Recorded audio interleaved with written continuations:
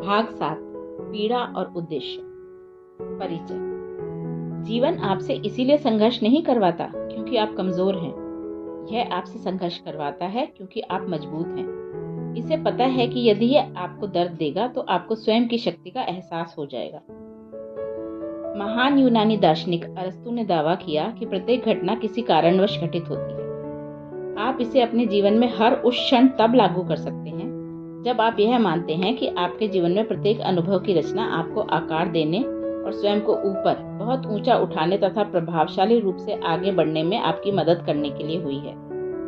इसका अर्थ यह है कि जीवन में नकारात्मक अनुभव की पीड़ा सहन करते समय उसके बारे में बुरा सोचने व बोलने के बजाय उसे आगे बढ़ाने वाले अवसर के रूप में देखा जा सकता है। इसका यह मतलब नहीं है कि जब हम जीवन के पीड़ादायी अनुभव से गुजर रहे हों तो हमें दुखी या निराश नहीं होना चाहिए, और यहाँ यह भी जरूरी हो जाता है कि आप खुद को इन घटनाओं से उबरने के लिए समय दें। यदि आप कुछ भी गलत होने पर किसी पीड़ित व्यक्ति की तरह व्यवहार करेंगे तो आपका जीवन भी आपको उसी प्रकार नतीजे देगा। अपने हालात को अपना भविष्य निश्चित न करने दें। अरस्तु के इस कथन से संभव है कि कुछ लोग ऐसा सोचें कि हाँ, मुझे यह लगता है कि यह उन्हें आशा देता है या उन्हें सताता है। मैं समझ सकता हूँ कि क्यों।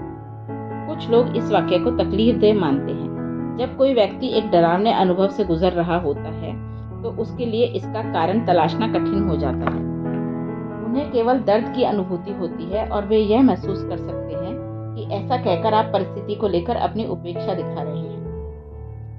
हालांकि हम में से बहुत से लोगों के जीवन में कम से कम एक ऐसा समय आता ही है जब हमें कठिनाइयों का सामना करना पड़ता है। इसीलिए हम कुछ हद तक किसी व्यक्ति के तनाव को समझ सकते हैं। हालांकि हम उन्हें पूरी तरह से इसीलिए नहीं समझ सकते क्योंकि हम स्वयं उससे उदास हो जाते हैं। कभी कभी हमें बस इतना विश्वास करना होता है कि हर घटना के पीछे एक अच्छा कारण होता है, और उसका खुलासा हमारे सामने तब होगा जब हम उसे समझ पाने की स्थिति में होंगे। मेरे स्कूल के शिक्षक ने एक बार मुझे अपने भाई की एक कहानी सुनाई थी। जब उनकी उस शहर जहां वे पढ़ा करते थे से छुट्टियों के लिए घर आने वाली आखिरी ट्रेन छूट गई थी। जब उनके भाई की ट्रेन छूट गई तो उन्हें खुद पर गुस्सा आया और खीज हुई।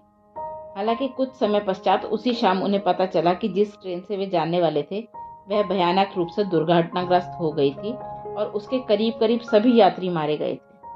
इस खबर को सुनकर उन्होंने अपनी जान बचाने के लिए ईश्वर का शुक्रिया अदा किया, क्योंकि अगर वह उस ट्रेन में होते तो शायद वे भी अपनी आखिरी सांस ले चुके होते। चैन की सांस लेते हुए उन्होंने कहा, जो कुछ होता है उसके पीछे कोई ना कोई कारण होता है।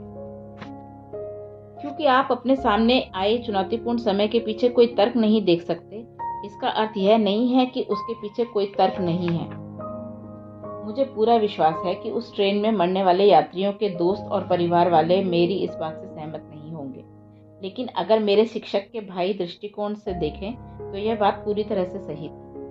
अगर मेरी शुरुआती जीवन में मेरे पिता की मृत्यु नहीं होती तो शायद मैं आज लोगों की मदद करने की कोशिश नहीं कर रहा होता। मेरे पास लोगों को बताने के लिए पूरी तरह से एक अलग कहानी होती, क्योंकि मेरे अनुभव बिल्कुल अलग होते। इससे यह सत्य नहीं बदल जाता कि वे मेरे साथ नहीं हैं।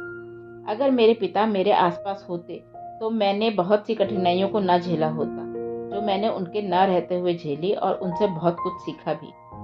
लेकिन ये वाक्य आपको शक्तिशाली बनाने वाला दृष्टिकोण प्रदान करते हैं जिससे आप अपने जीवन में आगे बढ़ सकें। अतीत कभी बदल नहीं सकता, केवल उसके प्रति हमारा नजरिया बदल सकता है।